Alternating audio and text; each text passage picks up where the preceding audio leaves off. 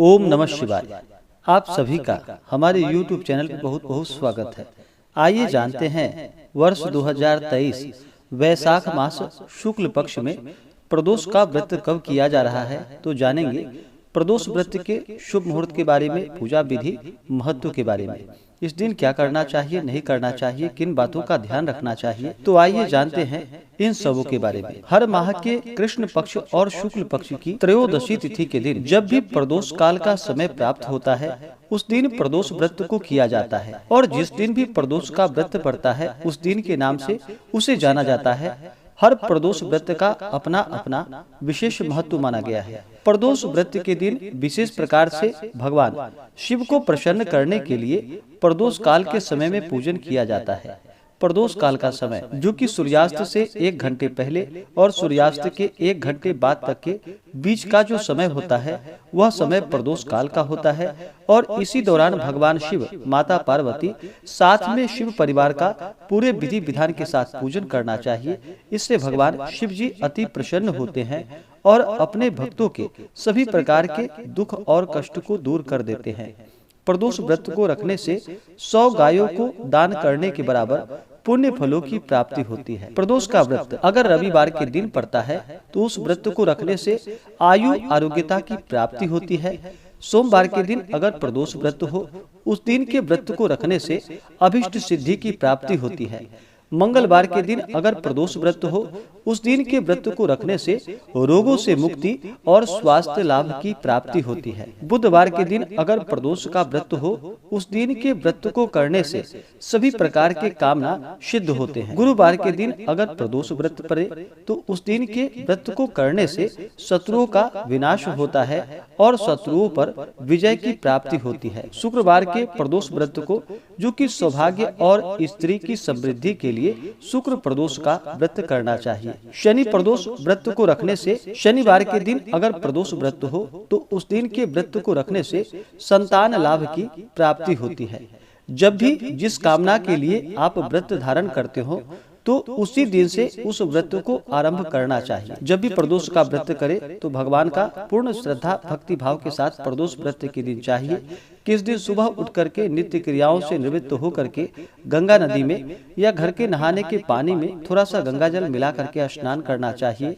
शुद्ध वस्त्र धारण करके व्रत का संकल्प लेना चाहिए और भगवान शिव जी से प्रार्थना करनी चाहिए कि हे भगवान भोलेनाथ, आज मैं प्रदोष का व्रत करने जा रही हूँ या करने जा रहा हूँ। इस प्रकार से भगवान से प्रार्थना करें कि यह व्रत मेरा निर्विघ्न पूर्ण हो और हमें पुण्य फलों की प्राप्ति हो। आपके मन में जो भी इच्छा हो, जो भी कामना हो, वो भगवान शिव जी से कहें। और प्रदोष व्रत के दिन दिन भर उपवास रहें। उपवास जो नहीं रह पाते हैं, जिनका स्वास्थ्य सही ना हो, वो एक समय फलाहार ग्रहण करें और सुबह शाम के वक्त पूरे विधि विधान के साथ भगवान का पूजन करें।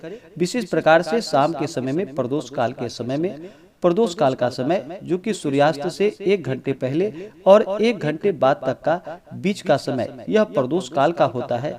इसी दौरान भगवान शिव जी का पूरे विधि विधान के साथ पूजन करना चाहिए। तो आइए जानते हैं वैशाख शुक्ल वर्ष 2023 प्रदोष व्रत के शुभ मुहूर्त के बारे में। त्रयोदशी तिथि प्रारंभ समय, जो कि 2 मई 2023 दिन मंगलवार रात्रि 11:19 और त्रयोदशी तिथि की समाप्ति, जो कि 3 मई 2023 दिन बुधवार रात्रि 11:50।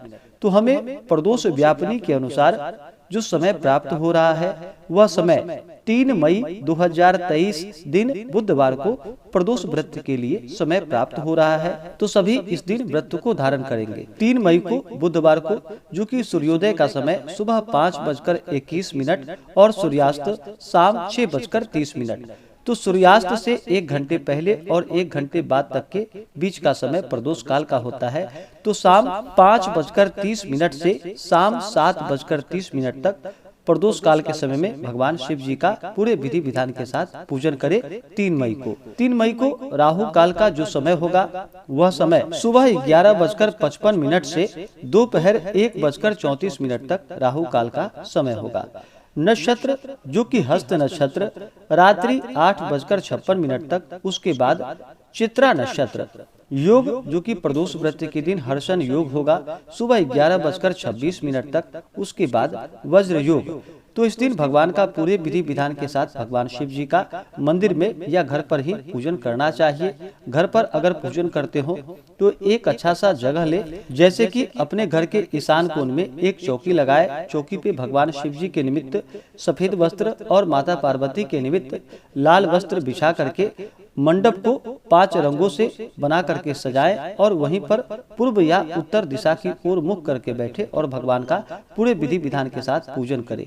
किसी भी प्रकार के शुभ कार्यों में या मांगलिक कार्यों में सबसे पहले भगवान गणेश जी का पूजन किया जाता है। तो पहले भगवान गणेश जी का पूजन करे, उसके बाद शिव परिवार का पूजन करे, जैसे कि नंदी, श्रृंगी, भृंगी, कृतमुख, कुबेर, कार्तिकेय, सर्प देवता आदि का पूजन करे। फिर भगवान शिव और माता पार्वती का पूजन करे। भगवान शिव का जल से अभिषेक करे, पंचामृत से अभिषेक करे, शुद्ध गंगा जल से अभिषेक करे। भगवान शिव जी को सफेद वस्त्र चढ़ाए और माता पार्वती को लाल वस्त्र अर्पित करे। फिर अक्षत, चंदन, पुष्पों की माला अर्पित करे। माता पार्वती को, जो कि स्त्रियां, सिंदूर अर्पित करे और पुरुष माता पार्वती को लाल चंदन अर्पित करे या रोली आदि अर्पित करे। भगवान शिव को बिलपत्र अति प्रिय होता है, तो उन्हें 3 पत्ते वाला बिलपत्र, उस पे राम का नाम लिख करके या नमः शिवाय लिख करके भगवान शिव जी को बिलपत्र अर्पित करे। बिलपत्र चढ़ाने से 3 जन्मों के पाप भी नष्ट हो जाते हैं। तो भगवान शिव जी को बिलपत्र चढ़ाएं।